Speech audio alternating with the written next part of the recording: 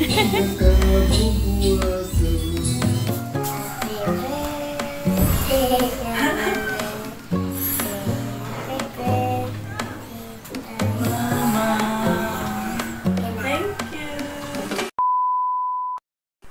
nga namin ng park nung birthday ni Raiden is nagtagay kami ni Mr. And then, ayan, pagka 12 AM, kinantahan na niya ako dahil birthday ko na daw. Ano sis? Birthday ko? Thank you.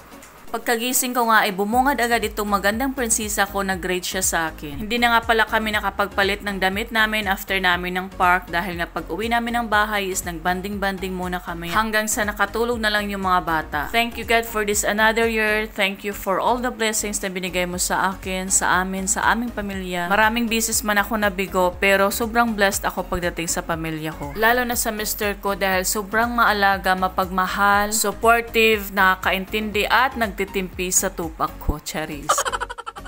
Maraming salamat din po sa aking mga solid supporters dahil po sa inyo, malayo pa ang Mamisel pero malayo na. Yung nagpray ako kay God na sabi ko na sana by October monetize na yung channel ko. Then, ibinigay nga niya noong October 3. Happy birthday to you.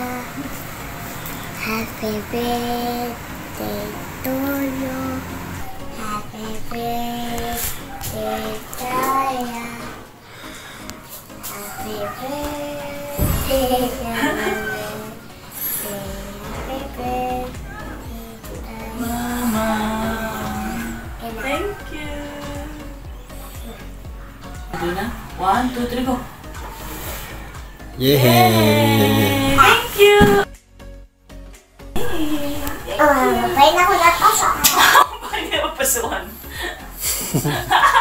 Thank you God dahil malayo na talaga ang Mamisel and Fam. Dati nakareach ako ng 1M pero hindi dahil sa video ko. Pero ngayon nakareach na ako ng 1.4M dahil sa video ko. And then may video ako na 500,000 na. Grabe talaga na malayo na dahil dati 100 views lang ang hirap pang maabot. The best talaga ang December ko ngayon. Nabigo man tayo last December pero bumabawi naman ngayon. Sa mga oras na to ay 5 PM na ata ito. Mag-i-snack nga lang kami ngayon sa birthday ko kaso nga lang hindi ko na malayan yung oras sa kakalaba. Pero madali lang naman ito dahil kunti lang naman ang lulutuin. More on sugba-sugba lang naman. Pork barbecue, dangdangkyu, hotdog, yun lang. At itong cravings ko na baked mac. Kita nyo na unahan na nga ako ni Princess. Kain daw siya ng macaroni. Nag-request pa nga ng isa pa daw. Bumili na nga rin ako ng fave ko sa Monterey. Isa nga lang ang binili ko dahil share-share na lang kami. Ang mahal kasi 155 ata ito. Nag-DIY nga si Mr. para sa barbecue namin. Sabi ko nga sa kanya, maglalaba ba tayo?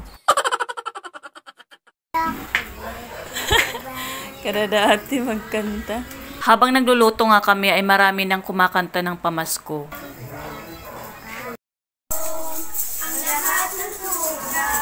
At tapos na nga ang lahat, oras na para kumain. Again, thank you God, sana dumating na rin yung matagal ko nang inaantay. Hindi pa man sa ngayon, but sa takdang panahon.